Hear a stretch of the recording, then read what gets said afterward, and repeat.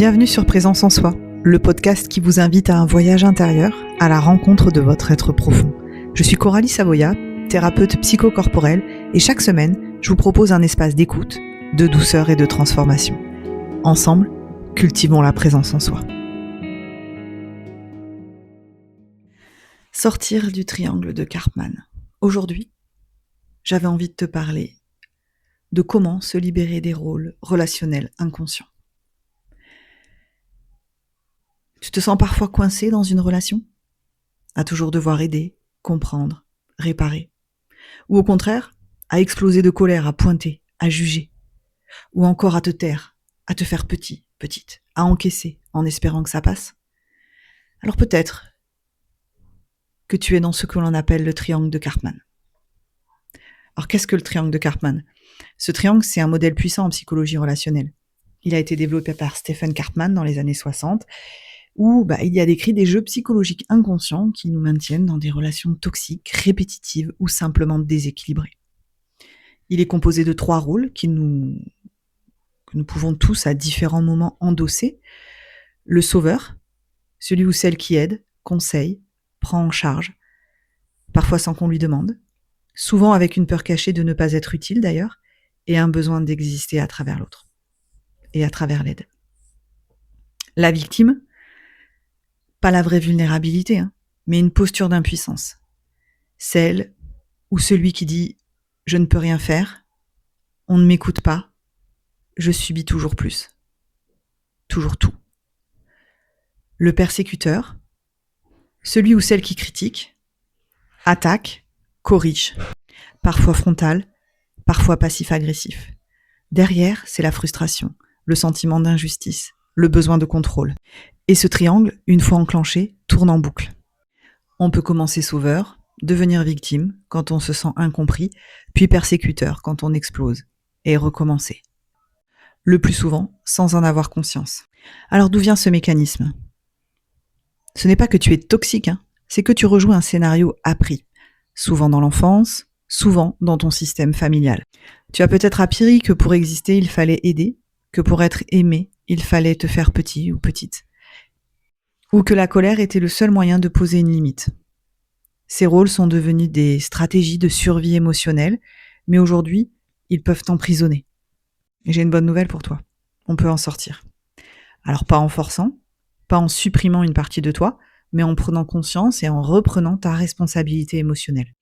En psychologie systémique et transactionnelle, on ne cherche pas à tuer le triangle, on apprend à le voir et à se repositionner. À la place du sauveur devient l'accompagnant qui aide sans se sacrifier. À la place de la victime, l'adulte responsable. L'adulte responsable qui reconnaît sa vulnérabilité mais agit. Et à la place du persécuteur, le positionneur clair qui dit non sans attaquer. Alors oui, on peut s'en sortir. Et pour cela, je vais te proposer 3 étapes. La première, reconnaître ton rôle dominant. Pas pour te juger, pas pour être exigeant envers toi, mais pour comprendre comment tu protèges ton estime de toi. Observer le moment du basculement, ça c'est le 2e point. Ce micro-événement où ton ton y monte et où la fatigue elle surgit, où tu veux finalement sauver ou punir. 3, revenir à toi. Qu'est-ce que tu ressens vraiment ? Pas ce que tu projettes sur l'autre, mais ce qui est vivant en toi. Alors peut-être que pour pouvoir y voir un petit peu plus clair, il est important que je te propose un exemple concret. Ça peut t'appuyer, t'aider. Par exemple, si tu te dis « je fais tout pour lui, tout pour elle » et on ne me voit pas, là tu es dans le rôle de sauveur, en train de basculer en victime. Si jamais tu te vois t'entendre dire « il me rend fou, je vais péter un câble », là tu es dans le rôle de persécuteur qui prend la main. Et si jamais tu t'entends te dire « je ne peux rien dire sinon ça explose », là tu es dans le rôle de victime mais avec un système nerveux en mode figé.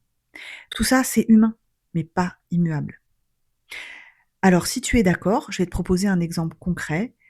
Je me suis inspirée d'exercices existants outre-Atlantique et même nordiques. Et cet exercice-là, il s'appelle la carte d'observation relationnelle. Alors je t'invite comme d'habitude à prendre une feuille ou un petit carnet de présence et de tracer dessus un triangle. Note, dans chaque coin, sauveur, victime, persécuteur. Sauveur, victime, persécuteur. Et ensuite, pense à une relation difficile, active en ce moment. Et pose-toi ces questions. Quel est mon rôle dominant? Suis-je souvent en train d'aider, de me taire ou de pointer? Quel rôle je perçois chez l'autre?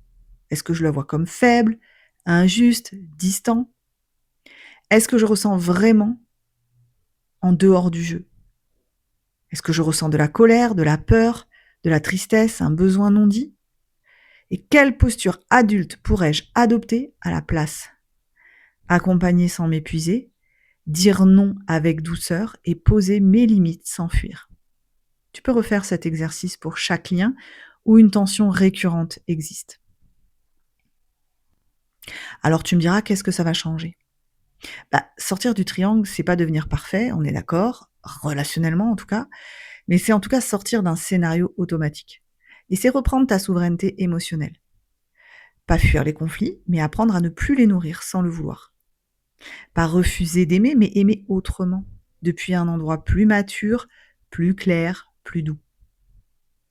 Alors si cette vidéo, elle t'a aidé à y voir plus clair, abonne-toi, je t'en prie, à Présence en soi. Chaque mot ici est une invitation à t'écouter, t'observer et te repositionner avec amour. Partage en commentaire dans quel rôle tu te reconnais le plus souvent, ça me fera plaisir de le voir. Et puis peut-être que ça va m'inspirer pour d'autres podcasts. Et like, partage ou envoie cette vidéo à quelqu'un qui rejoue peut-être lui aussi un de ces jeux inconscients, ça peut l'aider. Tu peux me retrouver sur Instagram. Et si tu veux aller plus loin dans un accompagnement psycho-émotionnel, je propose des sessions à distance. Contacte-moi. Merci en tout cas de m'avoir écouté. Tu n'as pas à rejouer d'anciens rôles pour mériter l'amour. Aujourd'hui, tu peux choisir autre chose. Pas pour plaire, mais pour rester entier, entière. À bientôt dans ta nouvelle manière d'être en lien.